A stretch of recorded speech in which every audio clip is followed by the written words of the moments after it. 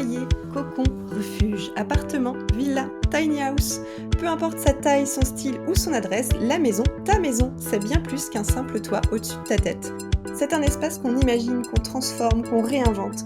On y rêve, on l'optimise, on le rénove, on le construit, on le décore de la première pierre aux dernières finitions.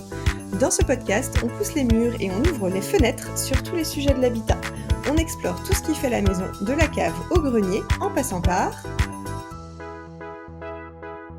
De la cave au grenier en passant par l'architecture d'intérieur. Et pour en discuter, on reçoit Marianne. Marianne, tu es décoratrice et architecte d'intérieur. Tu as une formation en ingénierie sociale. Tu as été chargée de projet aussi dans ce milieu-là avant de te reconvertir. Et aujourd'hui, depuis 5 ans, tu exerces ton métier entre le Finistère Nord et le Morbihan. Bienvenue, comment ça va ? Ça va, merci. Bon, on va parler architecture d'intérieur donc, et j'aurais voulu te poser la question, c'est quoi la différence entre décoration, et donc faire appel à une décoratrice, et architecture d'intérieur ? Parce que c'est vrai que c'est des métiers qui sont souvent confondus, et voilà, je me disais que tu aurais pu nous éclairer sur le sujet. Oui, alors du coup, c'est pas vraiment les mêmes missions. L'architecte d'intérieur va s'intéresser vraiment à la coque du projet. Donc, on va vraiment retravailler le volume dans son ensemble. On peut casser les cloisons. On va faire vraiment les plans techniques, les plans d'éclairage, les plans d'électricité. Et travailler vraiment le projet au niveau global. D'accord. Alors que la décoratrice, elle va venir une fois que le volume a été repensé et l'agencement créé pour travailler sur les matériaux, le choix des matériaux, le choix des couleurs, vraiment tout ce qui est prescription, mobilier, luminaire, les choses comme ça. Elle intervient vraiment plutôt en seconde partie du projet. Donc l'architecte d'intérieur structure et la décoratrice vient peaufiner et mettre les finitions. Exactement.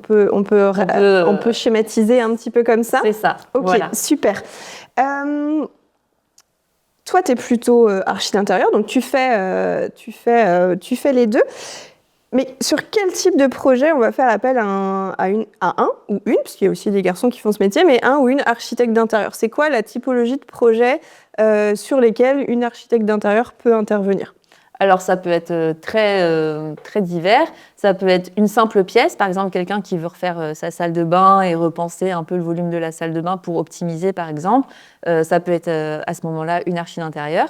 Et ça peut être, par exemple, un projet beaucoup plus global. Par exemple, en ce moment, j'accompagne des clients qui rénovent tout un étage de leur maison pour repenser vraiment tout le volume, tout l'espace. Donc peut-être des chambres un peu trop petites ou un peu... Voilà, où il y a des rampants, des choses un peu comme ça, des agencements sur mesure à faire. Ça peut être vraiment un projet comme ça. Et ça peut être vraiment que la partie conception, où là, on va vraiment faire tout ce qui est plan 2D, plan 3D, et après toute la partie plus accompagnement général, chiffrage auprès des artisans et la partie suivi de travaux.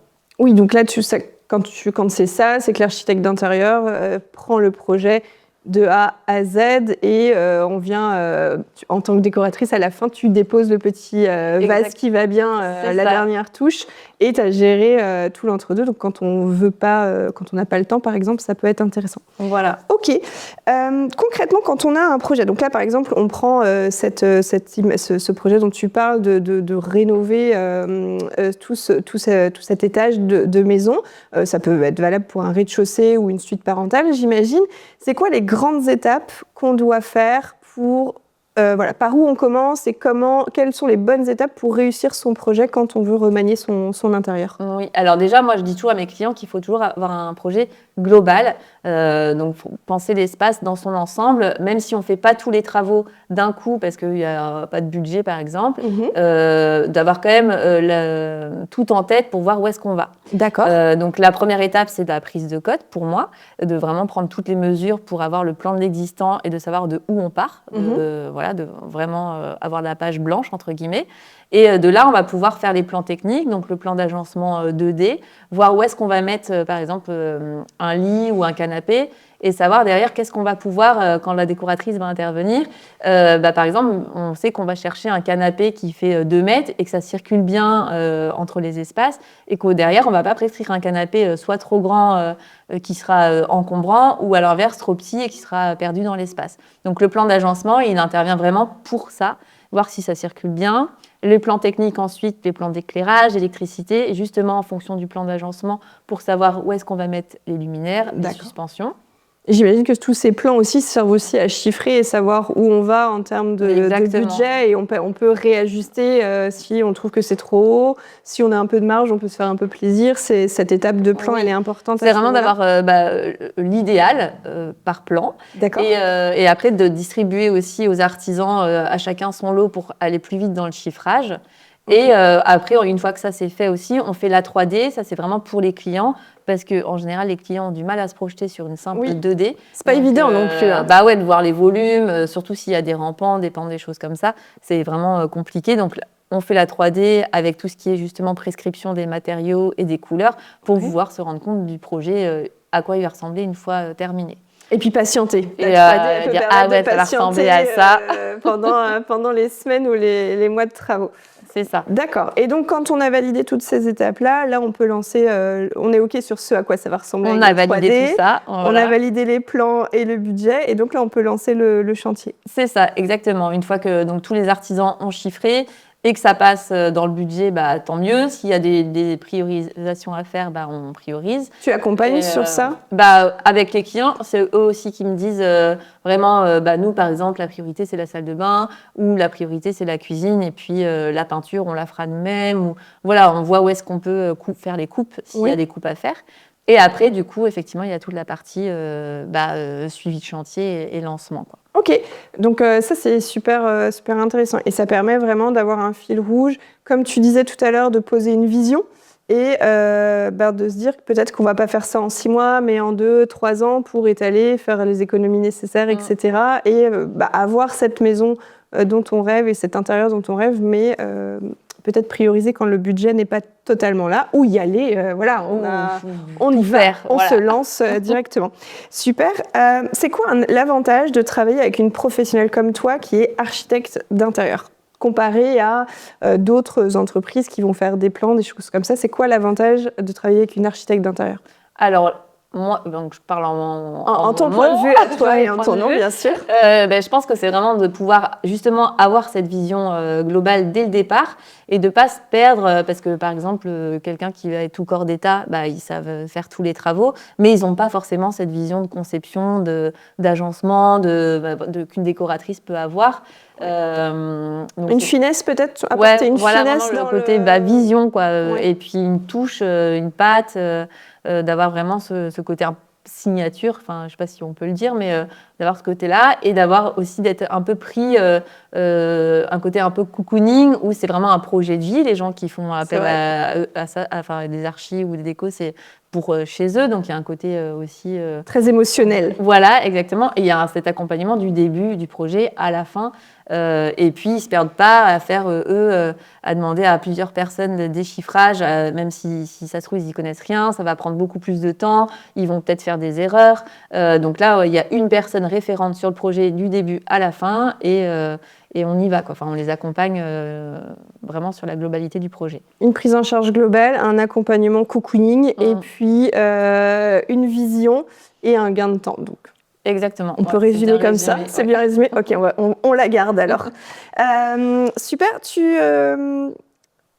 C'est quoi la plus grosse erreur que tu vois sur des projets sur lesquels tu n'as pas travaillé, par exemple, ou sur lesquels tu arrives un petit peu, je ne vais pas dire en dernière minute, ou si trop tard, on peut le dire. C'est quoi la plus grosse erreur que tu vois chez... J'imagine qu'il y en a plusieurs, mais si on il y en a plusieurs, mais alors souvent c'est le plan d'éclairage. D'accord. Où les gens ils savent pas trop, il faut faire vite. Par exemple, les personnes qui font construire, elles n'ont pas forcément la main sur le plan éclairage et elles mettent leurs meubles, par exemple la table à manger, elle va pas du tout être alignée avec la suspension. Il y a des choses, vraiment souvent un peu bêtes sur le plan d'éclairage qui correspondent pas à l'agencement. C'est vrai que si l'éclairage est mal mis, on ne voit pas ce qu'on mange, c'est quand même embêtant. Ouais. Oui, et puis peut-être que dans les plans d'éclairage, on se dit qu'on va mettre des spots partout, ou des choses comme ça, puis après on en a mis trop, pas assez, pas au bon endroit. Oui, c'est ça. Ou alors, voilà, dans le salon, on a mis des spots partout, comme ça, on sait que ça sera éclairé, mais ça donne pas de charme, par exemple, à la maison. Et du coup, des fois, les spots, ça a de l'intérêt, mais partout, non, ça tombe à côté, quoi. C'est le piège des spots. Ouais. C'est un gros piège des spots. Et puis c'est vrai que c'est pas toujours évident. Il y a plein d'artisans qui existent sur le marché. Si on tape électricien, plaquiste ou carreleur, comment on s'y retrouve? Alors oui, on a des avis Google, mais c'est pas forcément évident. Comment chacun travaille, etc. Comment on fait pour s'y retrouver aussi avec tous ces artisans qu'on peut consulter? J'imagine qu'une archi d'intérieur et toi en particulier, vous pouvez aider là-dessus. Oui, l'intérêt aussi de travailler avec une archi d'intérieur, enfin en tout cas moi, j'ai mon réseau d'artisans de confiance et donc du coup je les sollicite toujours pour faire les chiffrages et on ne perd pas de temps, on ne se disperse pas justement en faisant des avis Google ou en sollicitant des gens avec qui on n'a jamais travaillé. Ouais. Et donc moi j'ai des personnes avec qui j'ai déjà travaillé et avec qui ça fonctionne et du coup qui sont réactives quand je leur demande un chiffrage oui. Et donc ça va aussi plus vite et derrière, comme il y a cette relation de confiance, je sais que c'est souvent bien fait, quoi. Enfin, ça exclut pas le contrôle de bien vérifier, ouais. Mais il y a cet engagement réciproque et qui fait qu'on est une équipe qui allons travailler tous ensemble sur le même projet, quoi. Oui, j'imagine que si tu fais confiance à un artisan, c'est parce qu'il y a de la réactivité, tu sais que le travail va être bien fait. Des fois, prendre un artisan peut-être le moins cher ou autre, on se retrouve avec des déceptions. Et la confiance mutuelle fait qu'aussi l'artisan va répondre plus vite. Parce que c'est vrai que demander des chiffrages à des artisans, des fois on attend longtemps. Mais quand ça vient d'une professionnelle qu'ils connaissent et avec qui ils sont habitués à travailler, il y a ce confort de vie, on va l'avoir un petit peu plus vite que si on a envoyé juste un mail comme ça en partant d'une page web, quoi. Oui, et puis moi maintenant j'ai aussi les artisans, je sais quel artisan mettre sur quel type de projet.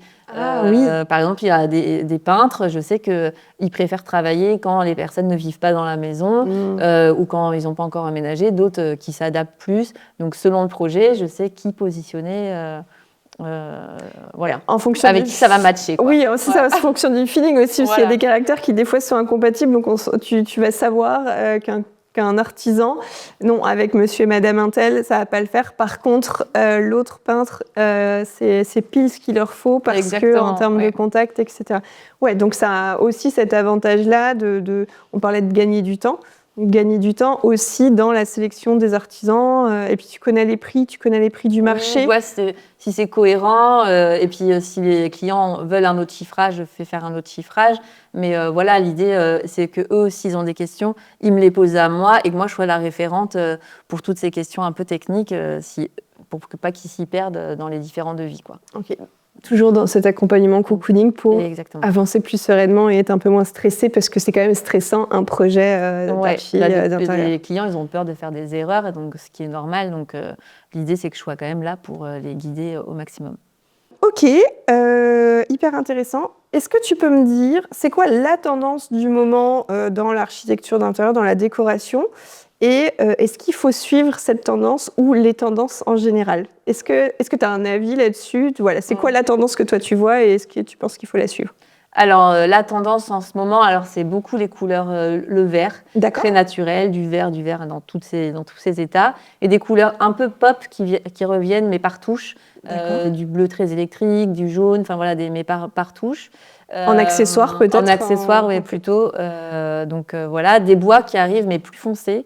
Un peu plus foncé, moins scandinave. C'est vrai que les bois se foncent depuis 5-10 ans. On est passé du très blanchi au blond et là on arrive sur le noyer, des choses comme ça. Ouais, c'est ça, plus chic entre guillemets, quoi. D'accord. Donc c'est un peu la tendance du moment. Après, est-ce qu'il faut la suivre ou non ? Alors il y a un côté un peu contraint entre guillemets parce que c'est ce qu'on va trouver dans les magasins, donc forcément si on est à contre-tendance, on trouve moins facilement ce qu'on veut. Mais la suivre à tout prix, l'idée c'est quand même que ça corresponde à la personne, au bout de la personne, et qu'il y a un côté aussi quand on pense un projet intemporel, parce qu'il ne faut pas que dans 2 ans on ait envie de changer sa cuisine. Ou tant mieux si vous voulez changer tous les 2 ans, mais il faut le pouvoir, donc il faut aussi réfléchir à ça et que ça corresponde aussi au lieu dans lequel on habite, parce qu'il y a la tendance, mais il faut aussi que ça corresponde à un projet d'architecture, il s'adapte toujours aussi au lieu. On ne va pas faire la même chose en déco dans une maison neuve qu'une longère ou un appartement haussmannien. Il faut que ça respecte aussi le lieu, donc voilà. Respecter le lieu et puis trouver un équilibre entre les tendances, l'intemporel. Et si on n'aime pas les tendances, on n'est peut-être pas obligé de les suivre non plus. Exactement. Si on n'aime pas le vert. Bah voilà, on n'est pas obligé. On n'est pas obligé. Ok, ça va alors. On s'adapte aux clients. Ouais, Voilà. c'est à nous de choisir en fonction de ce qu'on a envie. C'était super intéressant. Merci beaucoup, Marianne. On peut te retrouver, tu as un site internet et tu es présente sur les réseaux sociaux. Exactement. On va mettre tous les liens dans la barre de description sur toutes les plateformes d'écoute. Et merci d'être venue sur le podcast de la Cave au Grenier. Avec plaisir. À bientôt. À bientôt. Merci d'avoir écouté ou regardé cet épisode. S'il t'a plu, tu peux aller mettre 5 étoiles sur ta plateforme d'écoute préférée. Tu peux aussi t'abonner pour ne pas manquer le prochain épisode qui arrive bientôt. Si tu as un projet pour ta maison ou ton appartement, tu peux demander à être mis en relation avec des professionnels locaux, des professionnels Viving qui pourront t'accompagner pour le réaliser. Pour cela, rien de plus simple, il te suffit de faire une demande sur le site viving.fr et tu seras recontacté. Retrouve le lien directement en description de cet épisode. Moi, je te dis à bientôt pour un prochain épisode.